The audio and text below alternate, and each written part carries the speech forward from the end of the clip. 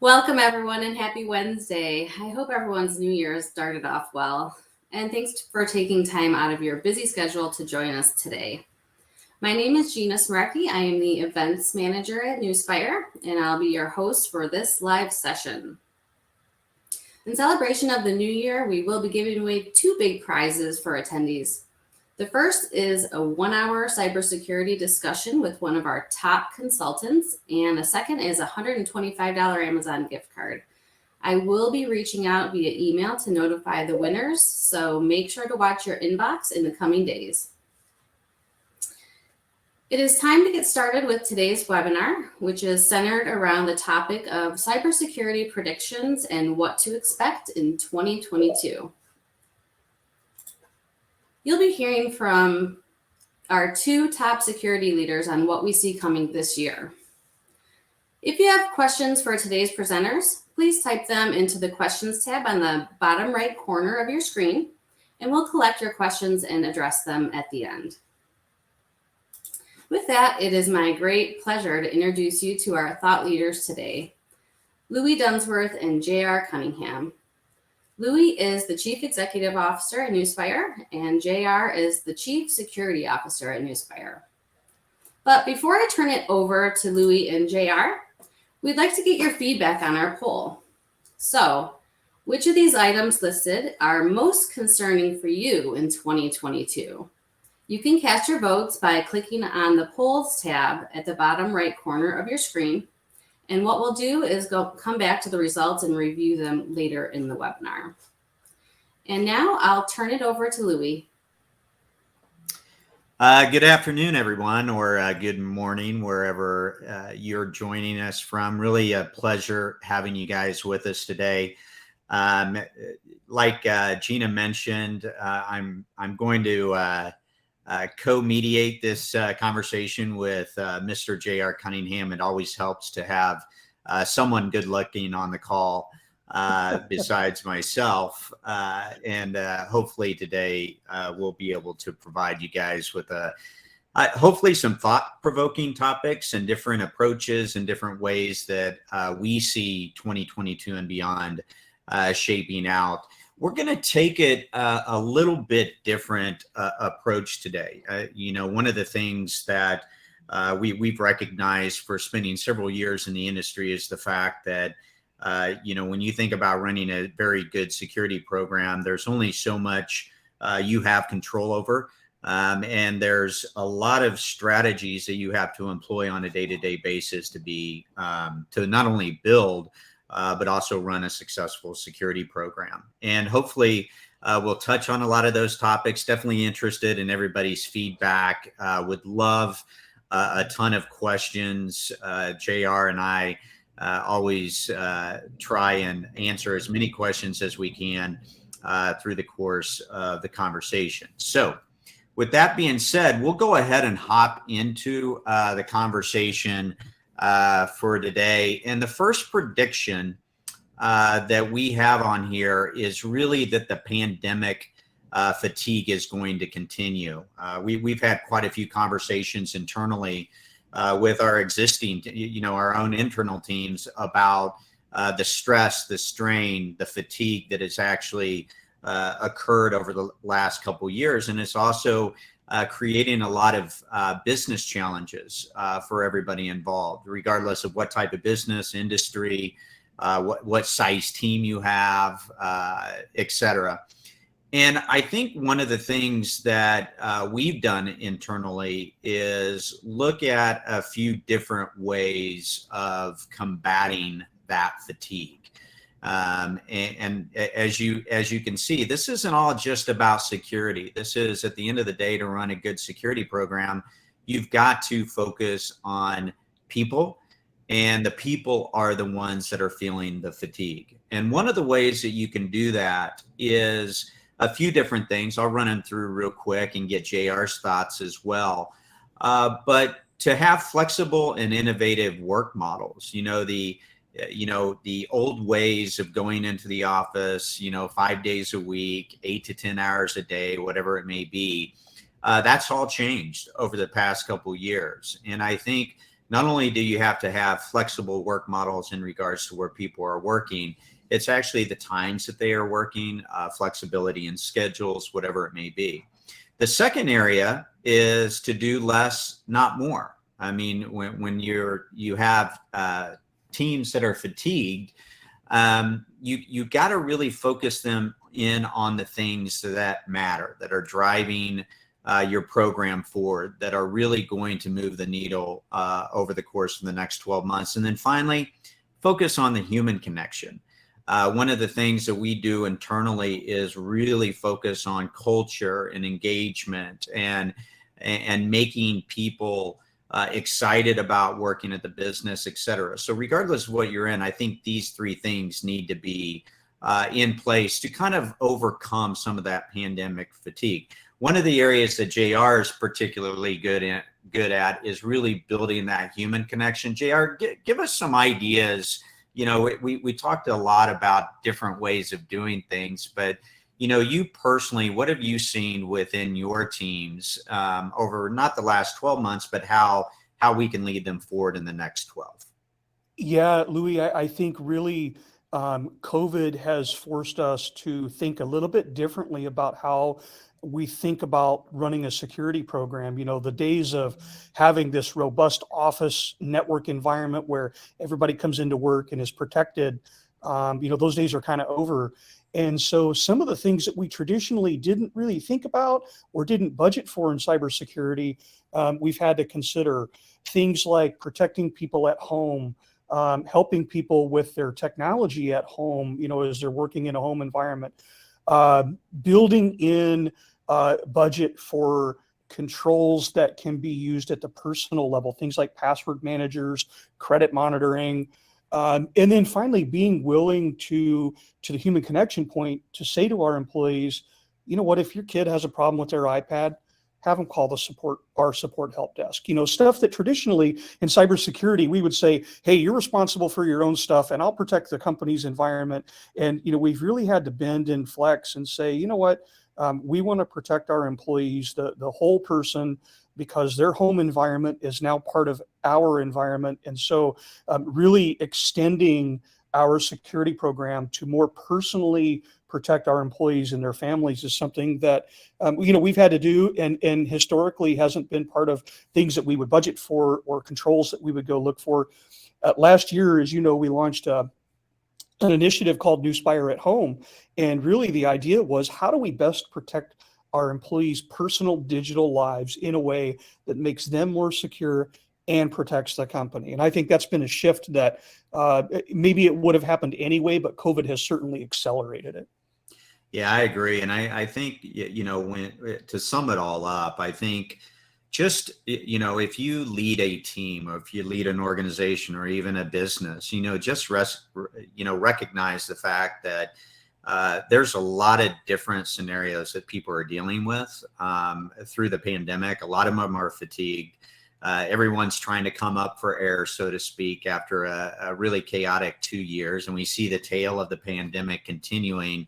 The more that you can do for your teams and your employees and everything, anything that you can do to make their job easier, make it more streamlined, make it more engaging, whatever it may be, the best that you can do, it'll pay dividends in spades as we move through the back half of the year. And ultimately, it's going to help people stay with the business as well, which we'll talk about here in a bit. The second prediction is this whole concept of budget reconciliation. And what we mean by that is a lot of organizations really over the past couple of years have felt a lot of pressure to digitally transform a lot quicker and at a higher, at a greater breadth than anybody ever expected prior to the pandemic. And I think what it's doing is really creating a very interesting set of frictions between the digital transformation efforts, IT spend, security spend. It's forcing a lot of securities leaders out there to not only produce a business case to invest in some sort of security technology or service or whatever it may be, but also validate the efficacy of those controls and what you're doing and how well you're doing. And then finally, cyber insurance, voice in it all. JR always talks about the bad guy has a vote. Cyber insurers are becoming more and more, influencers in the way that you run your security programs. So I think one of the tactics that you can use is really start small, control what you can control. And I'll pass it over to JR, because JR, you've always talked about, and you've done some research on it in the past, is the surefire way to fail at running a security program is biting off some of these projects that are kind of destined to fail to begin with. So what do you think about when you think about starting small and controlling what you can control? Yeah, Louis, I think adaptability is so much more important now than it ever has been. And if you think about historically how we have executed projects in both IT and security, we tend to do large purchases on 3 to 5 year buying cycles. And things like network infrastructure security, endpoint security, software licenses, et cetera. And yet the enemy is moving on a weekly or monthly basis, adjusting their tactics. And so, being lightweight and adaptable is really about, understanding, okay, where's the business at right now? And what are the maximum risk reward security decisions that I can make? What are the projects that I can embark upon? By the way, it might not be a technology thing. It might be a policy change. It might be a different way of operating, a different procedure, et cetera, that give me the maximum amount of risk return at that moment in time, given, the industry that I'm in and what the bad guys are doing. And then I think the other thing that's become super important is, if we think about in cybersecurity, a lot of the old school ways of running a cybersecurity program, the old frameworks that came about in the early 2000s, none of those, they don't do curbside pickup. They don't do digital transformation. They don't do mobility. They don't do cloud. And so really latching on to the business and understanding, how can I do something in security that provides an enterprise win? What are the things that I can do that are effective and not necessarily intrusive or disruptive for the business? That's really where the win is in a security program. And then, by the way, encouraging the business to understand, hey, I'm watching what the bad guys are doing over here, and they do get a vote. And when they change tactics, I might have to do something a little bit differently, and that might not fall conveniently within a 3 or 5 year, hardware or software acquisition cycle. Very important. Yeah, it's interesting, and I've told this story to quite a few of my peers in the industry through the years. But one of the exercises I used to when I was running security programs was this: things I have to do, things we need to do, and things we want to do, and getting my security organization to really narrow it down on the things that we have to do to be successful. And then you got to marry that up with, okay, if I'm going to be successful as a security program or a security leader in an enterprise environment, I've got to make sure that I grease the skids a bit internally, meaning that, my wins, going back to your point, these enterprise wins, my wins have got to be other folks' wins as well. And the more that you can bite off different types of projects that produce wins across the enterprise while still meeting the objectives and strategies of your security program are incredibly beneficial, not only to the culture, but also for the momentum of the program itself. But the last point on here is really around the execution and demonstrating results. JR, why don't you give everyone an idea of, when you think about execution and showing results out of a particular project, what are some of the strategies that you've used in the past to try and account for that? Yeah, Louis, it's a great question. And when I think about, let's take us, Newspire, as an example. pretty much everything that I do in the security program has to come back to what are the biggest risks as a company that we have. And for us being a managed services provider, the list is pretty obvious, right? It's a compromise that would cause an incident with one of our customers, or a denial of service that would cause our services to be unavailable for our customers. Like, those are two really big risks that we're paying attention to all the time. And so every time I execute a project, I need to be able to tie that back to what are the key risks to our company, and how is what I'm doing impacting the likelihood of one of those bad things happening. And so I'm either making it harder on the enemy, or I'm making us more mature in the program, and I'm tracking that against those big risks. And I think one of the common failures we have in the security profession is we're not very good at advertising. And we're not very good at saying, hey, here's what I've done in order to, mitigate this risk, or do this. And so I think we have to be, when we embark on a security project, we have to tie it to a business objective, tie it to a risk, and then not be afraid to, break the trumpet out once in a while and go, toot, toot, toot, look at what I just did, with the budget that I had, and how much of an impact that, that we think it had against the risks that are relevant to the company, and making sure that it's not just about the security speak. It's not about deploying the technology or having a new policy. It's about, how did I actually take a step that we think made a material impact to the risks to the business?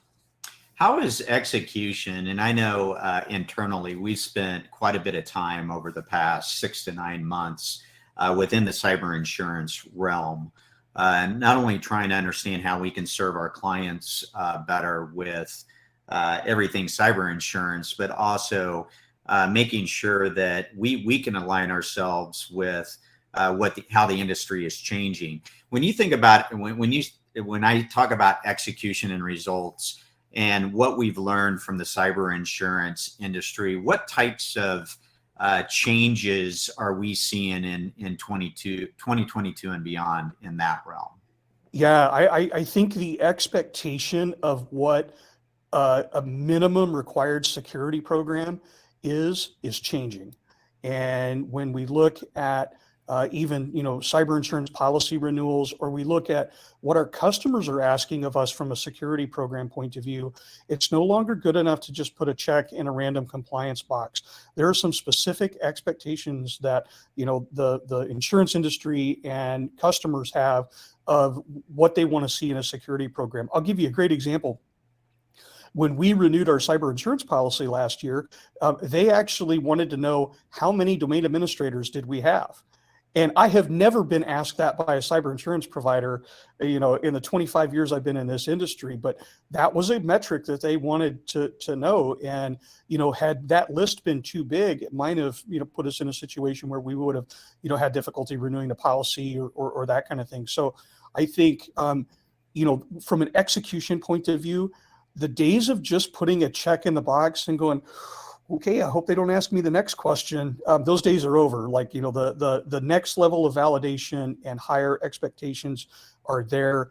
And Louis, I would say the other phenomenon here that's really important is, if you look at the technical depth of some of the new compliance requirements, like if you're a supplier to the defense industrial base, it's just an expectation that you're going to meet the CMMC standard. That's relatively new. It's technically in depth, depending upon how compliant you need to be, which level.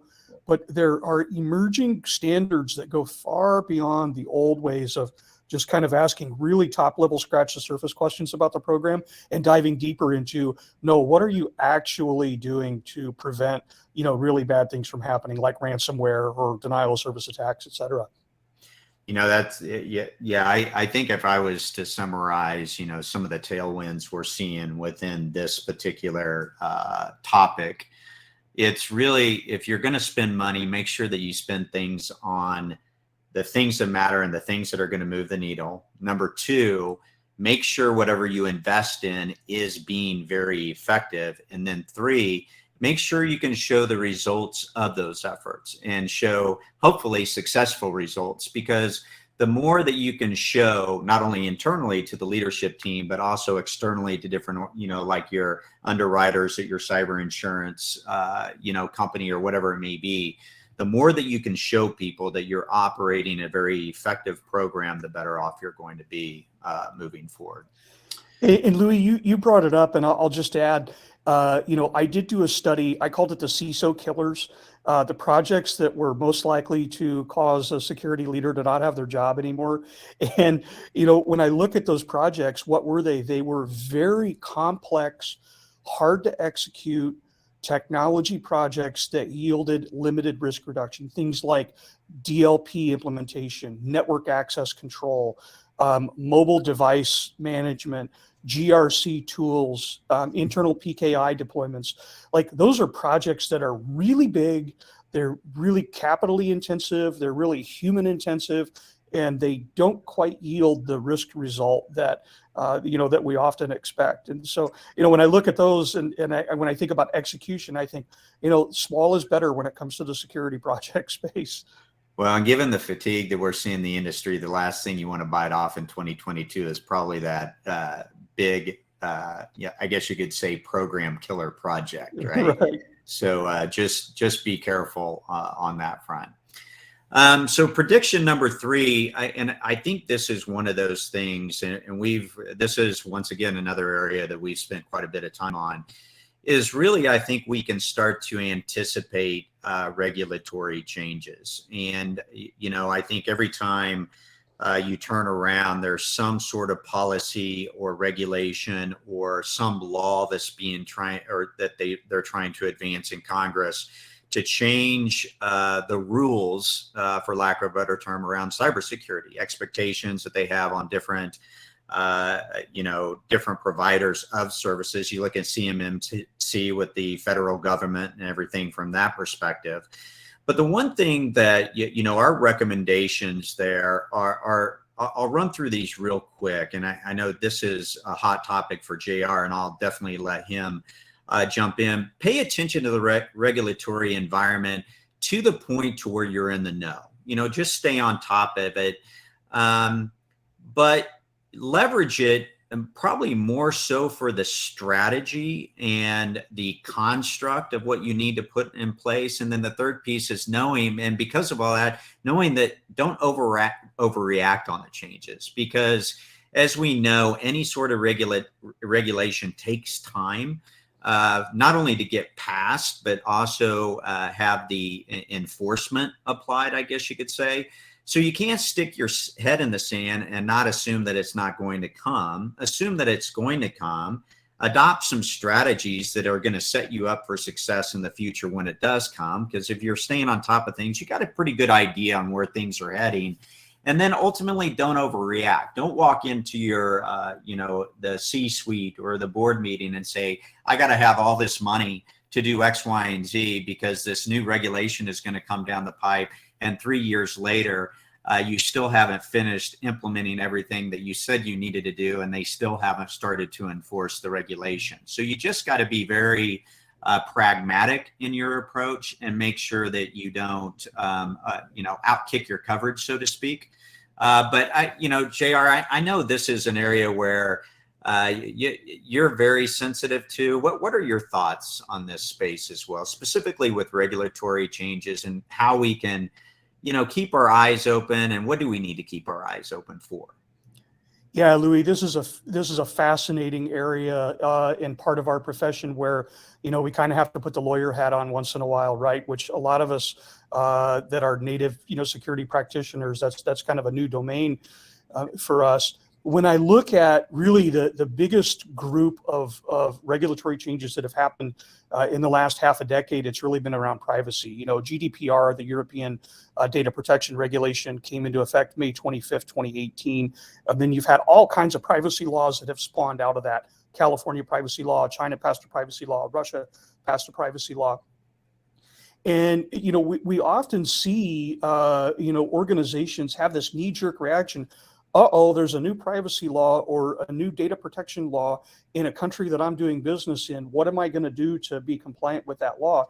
But if you really unpack those laws and you get down to the core of it, they really all center around a few key fundamental principles, things like being transparent with what you're doing with data, disclosing who you're sharing it with, allowing humans to opt out of you having their data or correct data that may be in error about them. And so when you kind of unpack all these regulations and you look at it, if your strategy and, to our second point on this prediction, your constructs say, as an organization, we're just going to be good stewards of data. We're going to be transparent about what we do with it.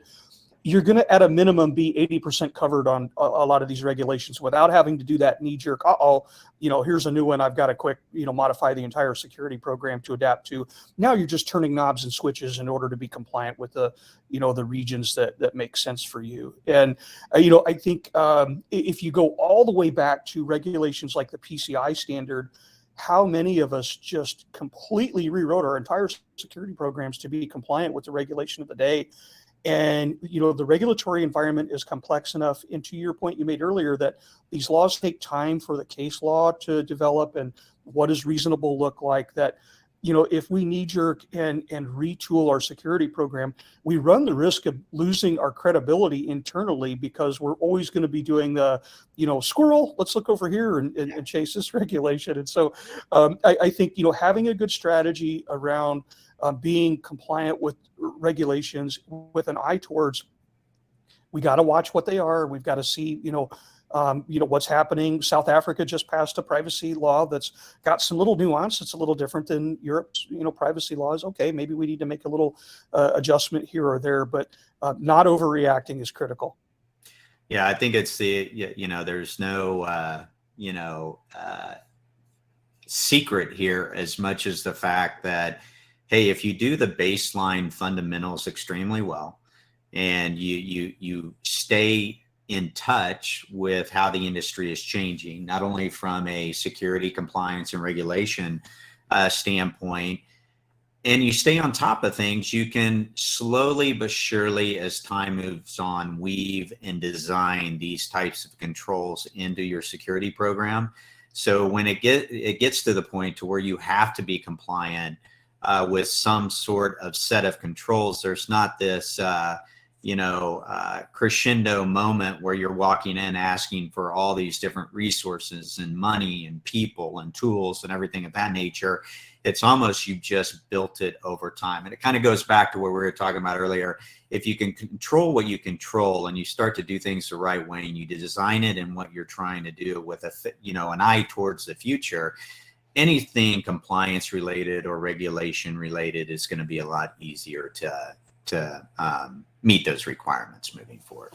So, all right. So moving on, prediction number 4, the Great Resignation is going to exasperate the talent shortage. And I think one of the things that, even we've seen internally at Newspire is that the talent quest and the threat to your own existing talent is now global, meaning that there's no more of a requirement for someone to go into an office in Silicon Valley when those Silicon Valley organizations now can, the world is their oyster. They can hire people from all over the world and probably pay sometimes half of what they were paying for someone a year and a half ago. And I think what's happening is it's creating an environment where people are, for lack of a better phrase, jumping ship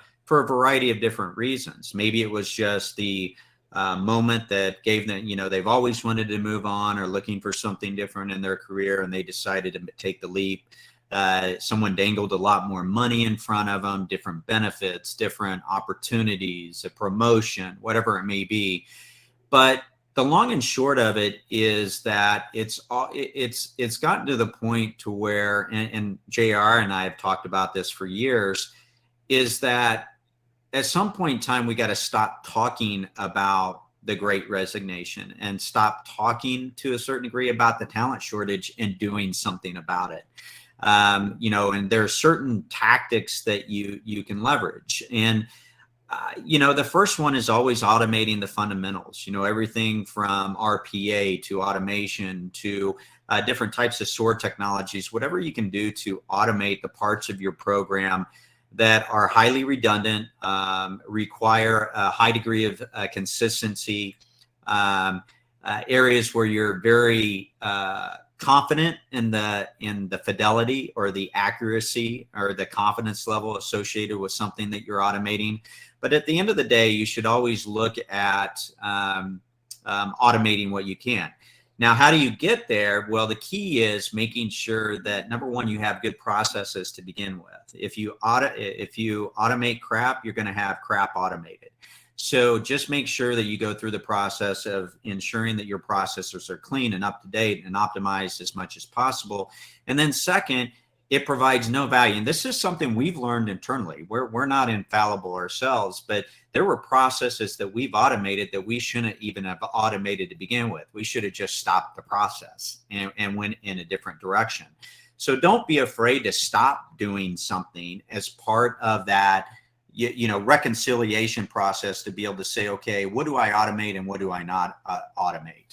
The second thing is make sure that you use high value people for high value projects. I mean, if you're spending, if your subject matter experts are spending the time on things that don't matter, well, the things that don't matter are going to be the priority. And that's not the goal of the types of people that you're investing your time and money and resources into. And a little secret here, people that are a high value to the organization are probably more at risk for the Great Resignation than anybody, because they have other opportunities that they can take advantage of in the marketplace.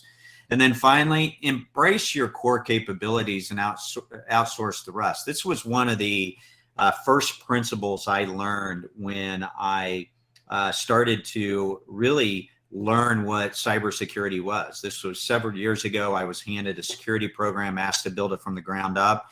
And one of the things that I recognized quickly was that there were certain things that were core that I needed to hold close to me, that I simply couldn't outsource because they were so critical to the business, that if I outsourced them, I was almost, putting all my eggs in one basket. I wasn't comfortable with that. But understanding there's core things, high value things that you want to keep in house, but don't be afraid to outsource the rest. You take organizations like Newspire or any managed security services organization, they're set up to be optimized and do things at scale and at a level of speed and fidelity and accuracy that you may not be accustomed to, but we focus on that day in and day out in particular types of services. So don't be afraid to outsource. Hold the managed security services provider held accountable, but just make sure that you make a clear delineation between core capabilities and things that are not core that you can outsource. But JR, one of the things that we've talked about specifically within the Great Resignation is how is this changing? If you think about that, the talent shortage. I mean, we talk about, Great Resignation assumes that there's other resources available. Now you're getting dinged with it as well, but it does open up other opportunities for organization. So we can't forget about the talent shortage, but how has this changed the talent landscape over the past several months? And then as we look forward over the next 12, what do you see on the horizon? It's such a fascinating phenomenon because it's kind of a hybrid between the expectations of newcomers into the industry, as well as a changing expectation of senior practitioners on what they expect out of their the sunset years of their career. I had someone tell me that it wasn't the Great Resignation; it was the Great Renegotiation. And that that folks in all kinds of different phases of their cybersecurity journey were just reevaluating, what do they want to do? What's their expectation of the work environment? How hard are they willing to work? And that is slamming face first into the phenomenon of what we saw last year, which was the bad guys get really busy on Friday nights and holiday weekends and all of this. And so if you're in our profession, there's much more of an expectation that you're engaged in really more war fighting than, than traditional kind of IT. And so I think what we're seeing is just a retooling in general of what it means to be a cybersecurity practitioner. Um, you know, it, Another phenomenon that kind of complicates all of this is, 10 years ago, I couldn't explain to my parents what I did with a PowerPoint presentation. Nobody had heard of cybersecurity. Now it's in the news every day, right? And so, what we do is considered a desirable profession to get into. It's multifaceted. There are all kinds of different domains in the cybersecurity industry to get into. So I think what we're seeing really is a complete retooling of our entire space when it comes to talent acquisition, retention. Folks have higher expectations of their employers than they did.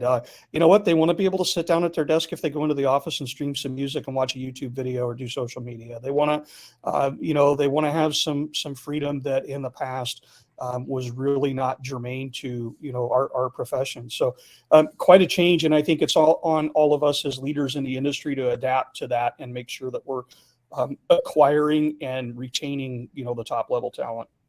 And remember some of the, for everyone on the call today, remember one of the things, and this is just something that, I have scars to prove that I failed at this in the past. And my team always jokes around with me specifically that I have a lot bigger appetite than the size of my stomach, so to speak. And but one of the things that I recognized a long time ago, and it really goes back to the core of resource constraints in general, call it talent shortage, call it resource constraints, whatever it may be. But like we talked about earlier, sometimes less is more. Sometimes organizations create their own talent shortage and their own resource constraints because frankly, they're trying to do too much. And I think if you just take a step back and, going back to the point that I made earlier to say, what are the things that I absolutely have to get done this year?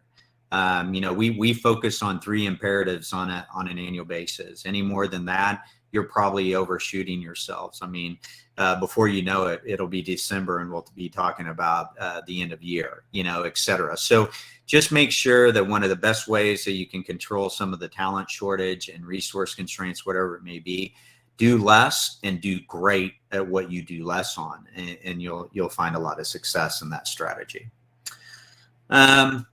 Prediction number 5, and I won't spend a whole lot of time on this because between a lot of the work that JR does internally for us from a consultative standpoint, also as our chief security officer, and oh, by the way, a lot of the work that he's been doing with different cyber insurance providers.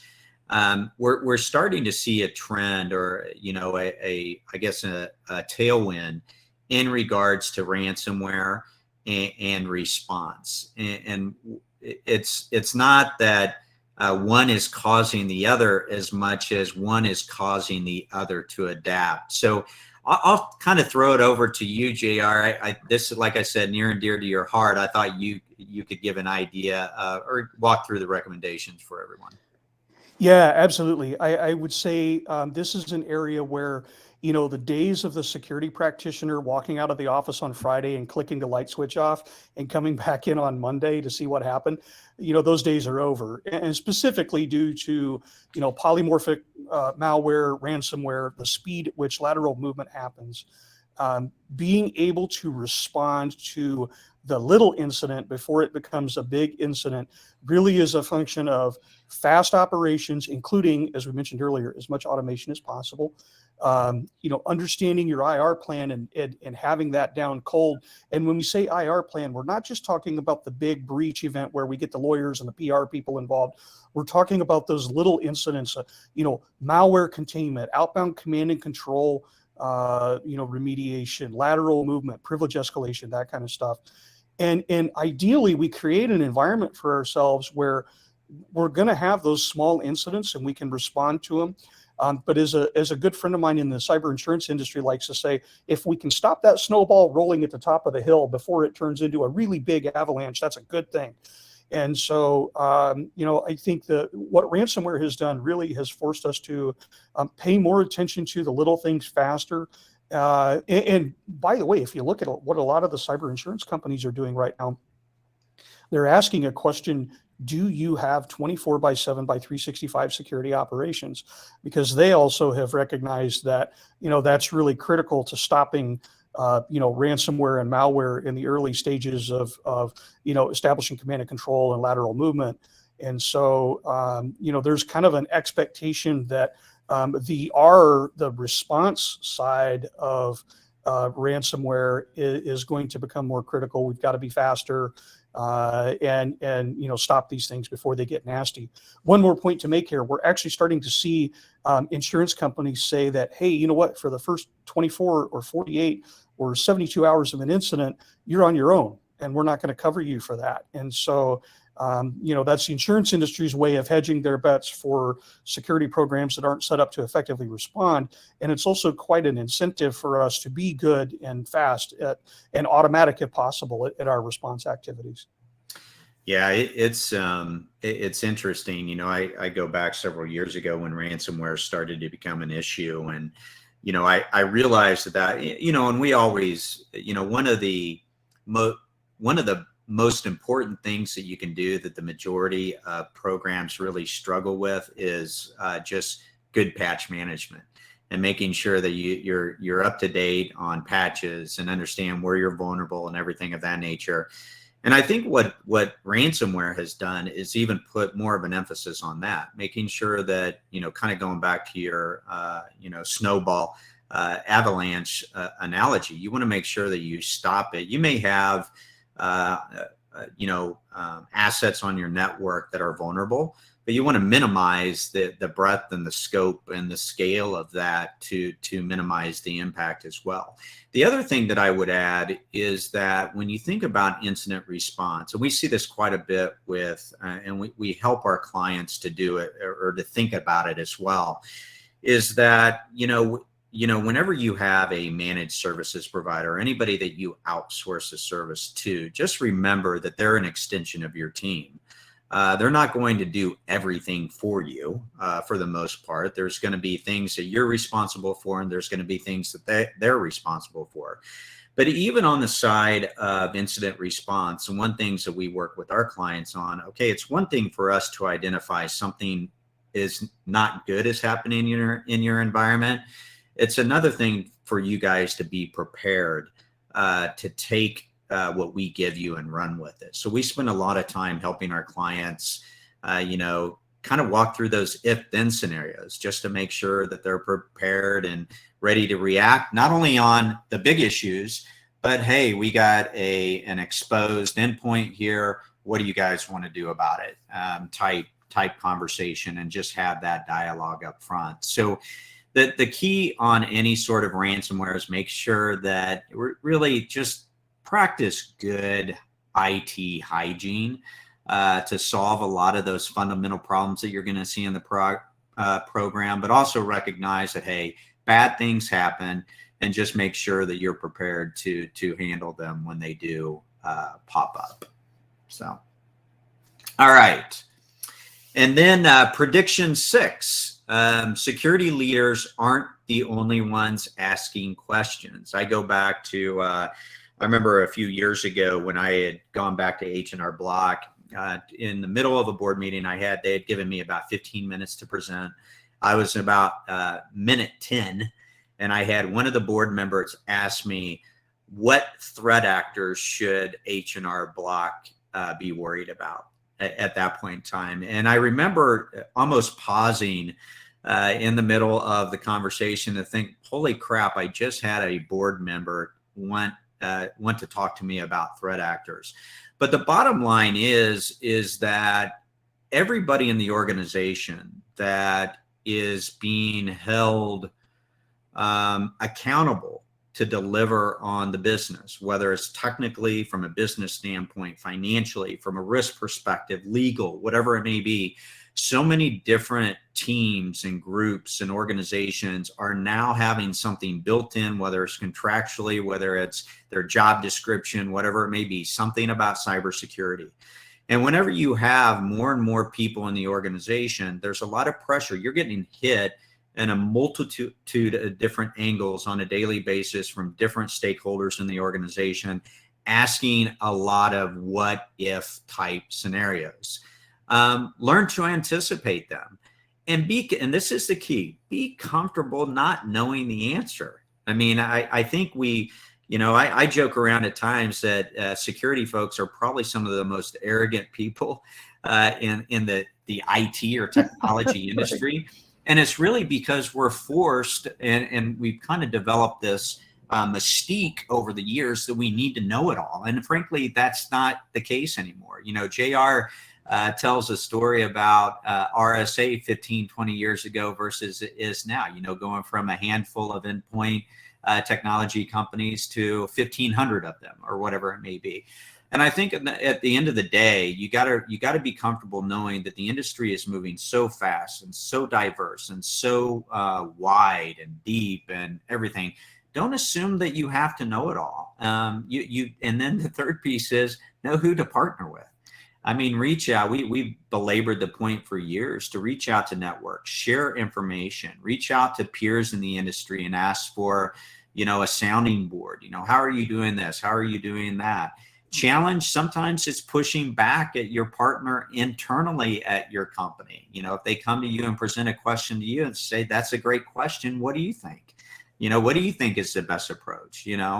But at the end of the day, just recognize that it's a very complex, challenging, not for the faint of heart type industry.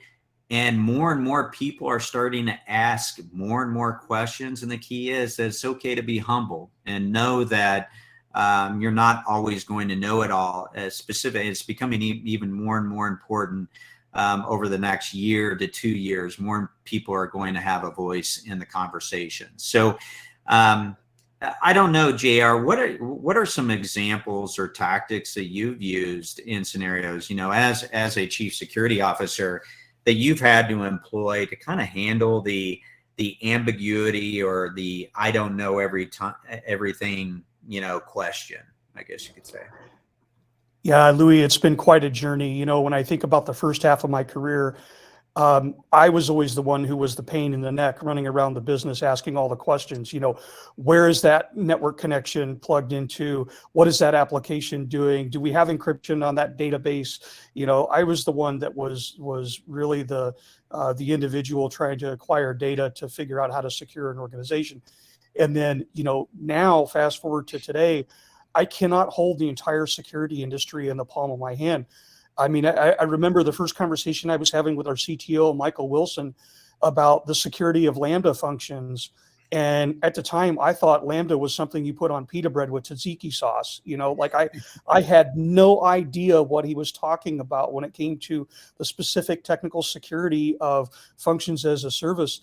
And so, what I found is that two things. One, I had to kind of deputize others in the organization to help me know what I need to know, from a security perspective, and sometimes just ask the question, what do we need to do to secure this? Instead of being the individual dictating requirements, I became more of a consumer of information about, okay, what standards should we hold ourselves to secure this stuff that I really don't frankly understand?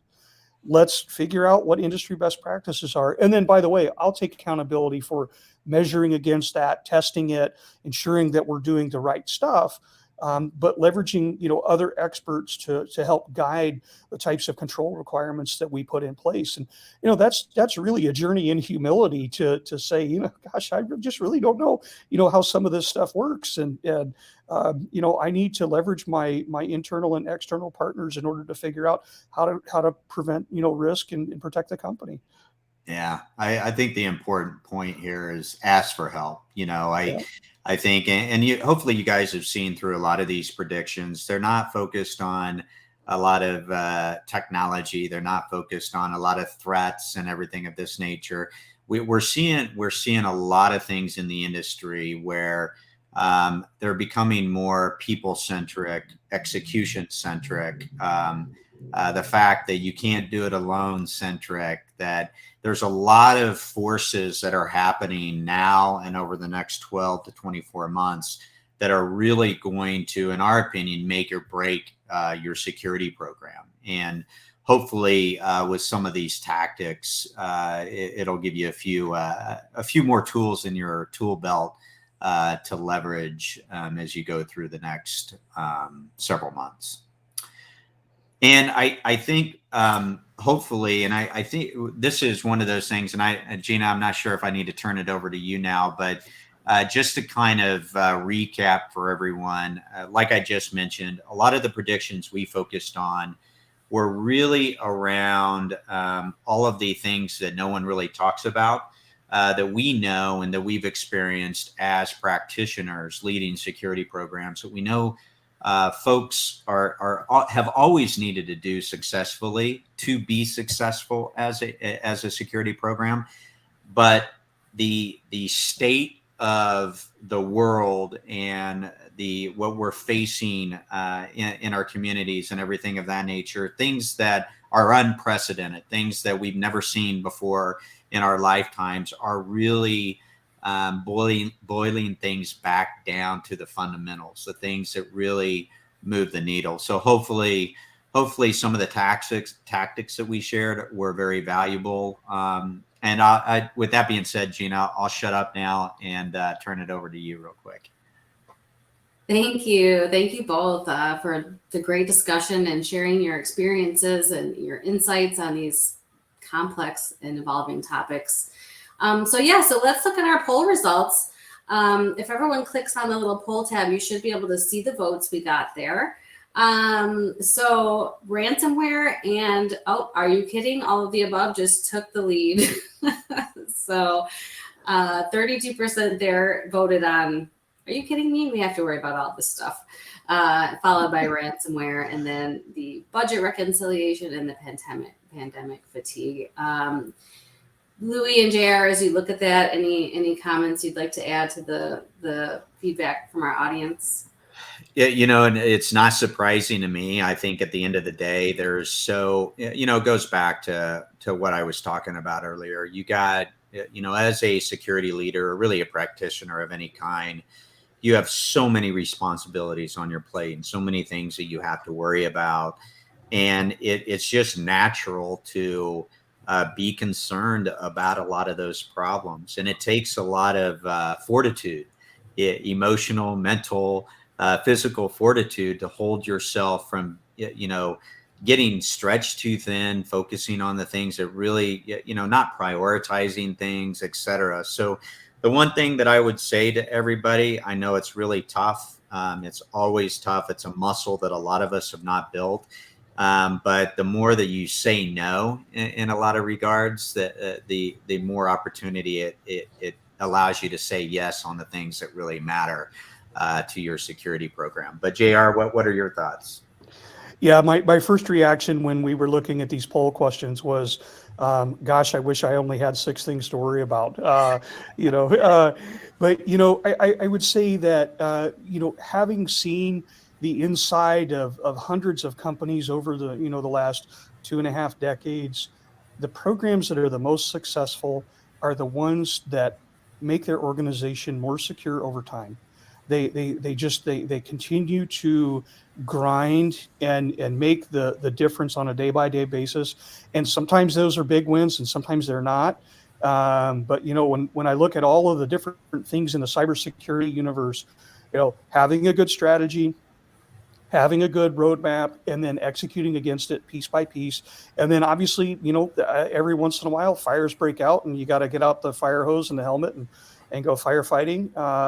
That's just part of the gig. But really just, having a plan and executing against it, and knowing that, as my grandfather used to say, some days you're the pigeon and some days you're the statue. You win on some days and you lose on some days, but just making the organization more secure over time, and having that as a singular focus is super important.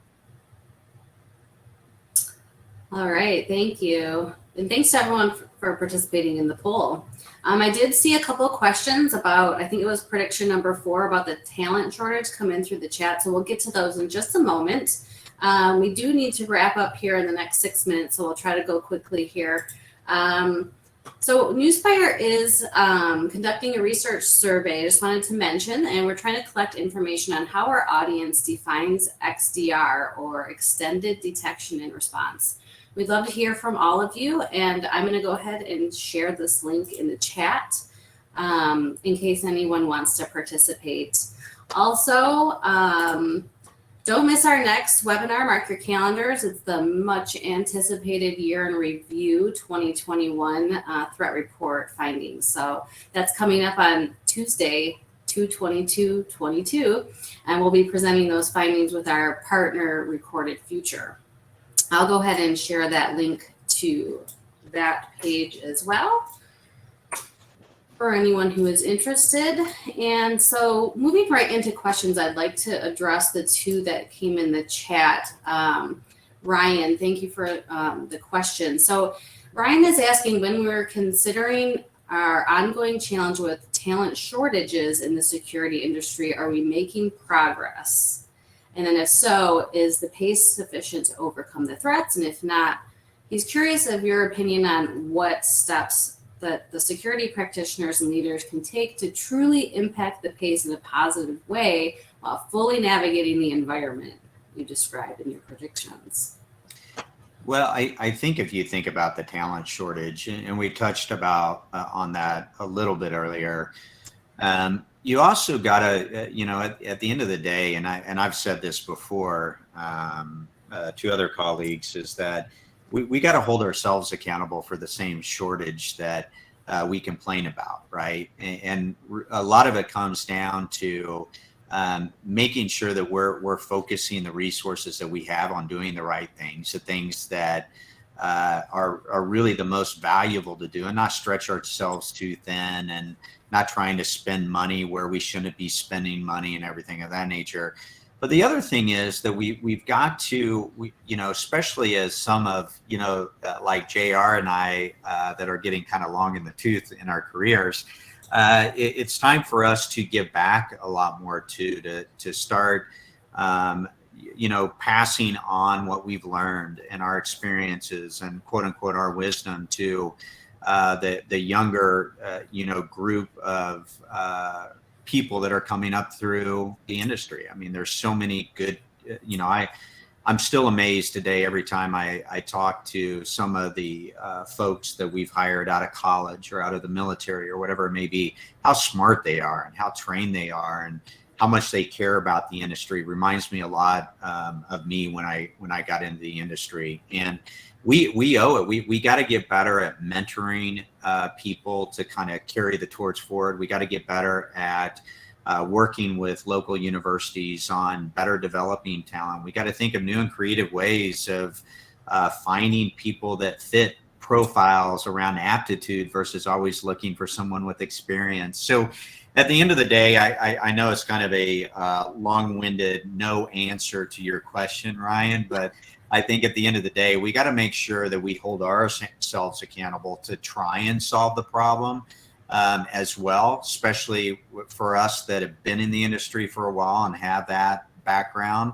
And hopefully things will get better. I mean, it's not getting any easier. So we can't continue to keep doing what we've been doing. But JR, what are your thoughts?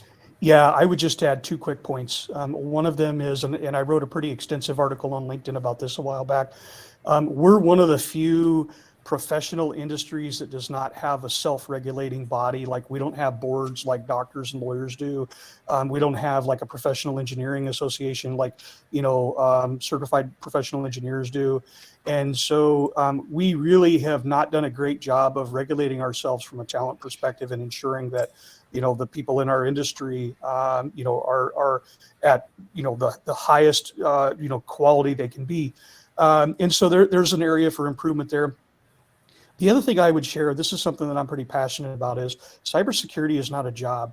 It's a vocation. It's a life's work. And it's a noble profession. It's a good, noble profession. And I think, couching it as just a simple IT job where you're going to come in and play with some blinky lights for the day and then go home is not a fair way to represent what this is. This is a warfighting domain. that it really lives are at stake today in a way that they never have been in the past. And the best practitioners that I know view this as a vocation and as something that they wake up for, every morning. And so I think that's part of the message that we as security leaders have to get out there is this is not a punch the clock job. This is something that if you're really interested in it, this is something you can dedicate your life to and be very satisfied, both not just from a financial perspective, but just going to sleep at night knowing you made a difference in the world, right? It's a great profession. All right, thank you both. So we are definitely out of time in the interest of being here at the top of the hour. We're going to go ahead and wrap up, but if anyone has any other questions, feel free to email us at webinars@newspire.com or contact us through our website at newspire.com. Thanks everyone for the comments in the chat. Everybody is saying great insight, and we appreciate you being here and with us today. Another note, just all of you will receive a follow-up email with the link to watch the recording of the session. Feel free to pass it along. And as always, stay tuned for invitations to our upcoming events. Any closing thoughts from either Louis or JR? Onward and upward, everyone. Glad to be with you guys today, and look forward to spending some time with you guys in the near future. We'll talk to you soon. Yeah, likewise. Thanks for your time, everyone. All right. Thanks, everyone, for joining us, and have a safe, happy, and secure 2022.